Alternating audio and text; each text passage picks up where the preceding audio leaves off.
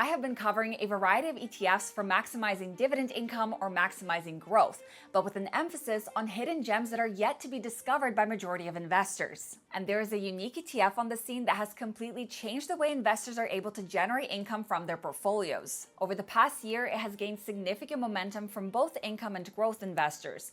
But here's a twist. Unlike most high-income ETFs that I've discussed that rely on options to generate their dividend yield, this ETF doesn't use any options at all. Now, for those of you who follow my channel, you know that I am a huge fan of high-income ETFs, and majority of these ETFs use a covered call strategy on their underlying holdings to generate premium income, which is then distributed to investors as a dividend yield. The extra income is fantastic for retirees and income investors as a reliable source of cash flow, but it also helps cushion portfolio volatility by counteracting the dropping stock prices. That is why these ETFs typically have beta values below 1.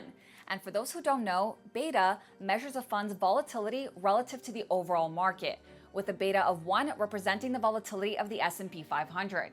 So a value below 1 indicates lower volatility, which is especially important for income investors who often prioritize stability and capital preservation. I want you to remember this because we will be circling back to it in just a bit. Now, when we talk about covered call ETFs, the biggest downside to these funds is that they limit upside growth potential in exchange for income. The call options that they sell essentially act as a cap on their growth potential, and that is why these funds will always underperform the overall market in the long term. You can clearly see that with funds like SPYI, which sells covered calls on the S&P 500 to generate its exceptionally high dividend yield of 12%. The fund has captured 30% less upside than the S&P 500 since its inception. But what if there was a way for investors to gain exposure to the overall market, earn an exceptionally high dividend yield, and still leave room for significantly more upside without placing such a heavy cap on total returns? So what is this ETF? I'm going to break it down in detail, walk through the pros and cons, and explore whether it has the potential to be a core holding for long-term income and growth investors. And this brings me to QDPL, which is the Pacer Meta Eurus US Large Cap Dividend Multiplier 400 ETF. This is by far one of the longest names for an ETF I've come across. I've actually had quite a few subscribers ask me to review this ETF, and not just because of its high dividend yield, but also because it has delivered superior total returns compared to every other covered call ETF that I've discussed so far. So before we continue, let's briefly run through the fundamentals of the ETF so that you can get a better understanding of the fund before we move forward. QDPL was established in July of 2021, so it is relatively new, but despite its recent inception date, the fund has already been able to accumulate just about $1 billion of assets under management. Over the past year, the fund's AUM growth has picked up significantly, now tracking closely with one of the most prominent covered call ETFs, SPYI. In fact, it has doubled its assets in just the last 12 months. As of now, the fund offers a dividend yield of around 6%. That said, in both 2023 and 2024, the yield actually exceeded 7%, so it does fluctuate depending on market conditions.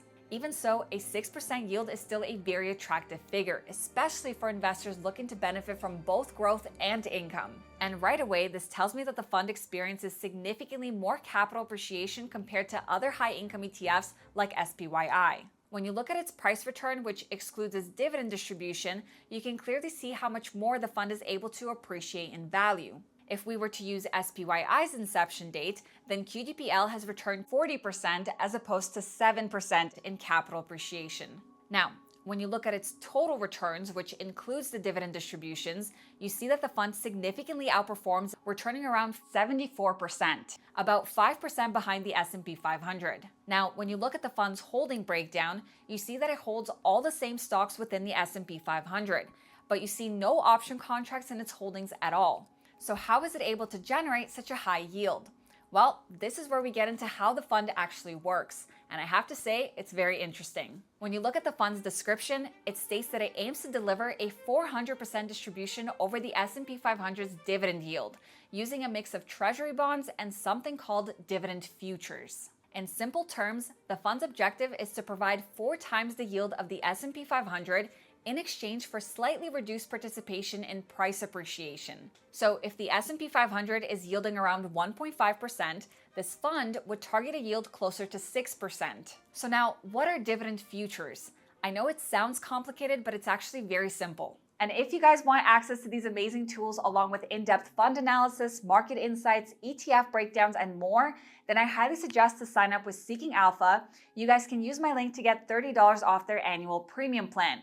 These prices do go up over time, so definitely take advantage of it before it's gone. Just as a reminder, on January 6th, if you sign up with Seeking Alpha using my link down below, you will get access to Stephen Cress's live session where he will be revealing his top 10 stock picks for 2026. And just like in 2025, 2024, and 2023, you will receive a deep dive into each stock, giving you a thorough understanding of the thesis and its potential going forward. I've already registered myself and I'm genuinely excited, and I hope to see you guys there. You see, dividend futures are contracts that let you speculate the expected dividend payments of an index, like the S&P 500. To put it simply, you are not betting on the price of the S&P 500. Instead, you are betting on how much total dividend income the index will pay over a specific period. For example, let's say the S&P 500 is expected to distribute $65 per share in total dividends for the year 2025. That is the market's estimate, but you can actually speculate on whether that number will be higher or lower. If you're bullish and expecting the S&P 500 to pay more than $65 per share, you can take a long position. And if the actual dividend turns out to be, say, $68 per share, then your long position profits. And that profit is what helps amplify this fund's yield. Now, to quadruple the S&P 500's dividend yield, say from 1.5% to 6%, the fund likely buys 4 dividend futures contracts to mirror that 4x exposure. And this strategy is how the fund delivers a high yield without relying on covered calls or traditional income plays. But there is another step to this strategy. You see, a portion of its assets is allocated towards treasury bonds, and this is something I really like. These treasuries currently offer a relatively high yield of around 4%, which also helps boost the ETF's total dividend payout. And further down the list, you'll see 3 S&P 500 dividend futures contracts. So instead of buying 4 futures contracts to get that 4x yield exposure, the fund likely only needs to buy 3, with the remaining yield enhancement coming from the interest income generated by these short-term treasury holdings.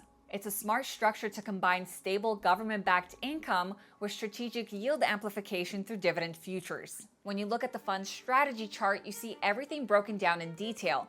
The vast majority of the fund's assets are allocated to the S&P 500. About 88% of the portfolio is invested directly in S&P 500 stocks. It's the remaining 12% that is allocated to dividend futures and treasury bonds. And they specifically state that they do not use leverage or put any price caps on their underlying assets. And it's this high equity exposure that allows the fund to deliver returns nearly in line with the S&P 500. But that small allocation to alternative assets not only boosts the dividend yield, it also helps reduce overall volatility. And looking at the fund's beta value, it comes in at 0.87, which is lower than the market.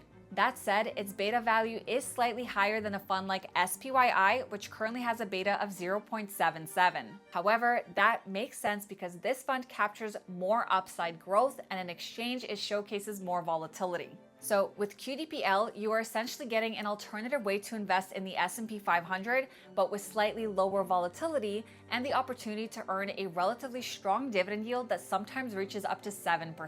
For balanced investors seeking both income and growth, or for those beginning to transition into income-focused strategies, QDPL could be a powerful addition to the portfolio. One attractive feature of the fund is its potential for consistent dividend growth, since its distributions are tied to the S&P 500, which is an index that's delivered 15 consecutive years of dividend increases. And high-income funds don't typically have consistent dividend growth, given that their yield fluctuates depending on the amount of income they collect through their option strategies. And in the fund's prospectus, it states that its dividend growth has historically outpaced the rate of inflation. Of course, if we were to see a particularly difficult year and a wave of dividend cuts across the S&P 500, that could definitely impact QDPL's payouts. But so far, the fund has posted a 3-year dividend growth rate of 14%, which is fantastic. However, the fund is not perfect, and I do have a few issues with it. First, its expense ratio is very high, sitting at 0.6%. And although that is in line with other high-income ETFs,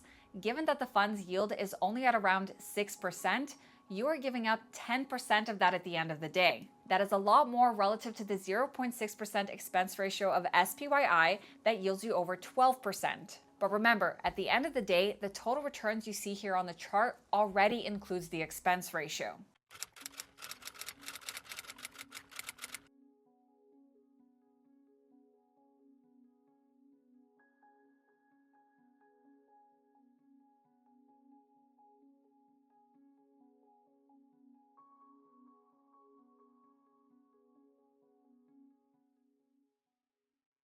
And lastly, the fund is not really helping to cushion downside volatility with the added dividend yield. I mean, when you look at its performance during the bear market of 2022, it did manage to cushion the downside of the S&P 500, but only by around 2 to 3%.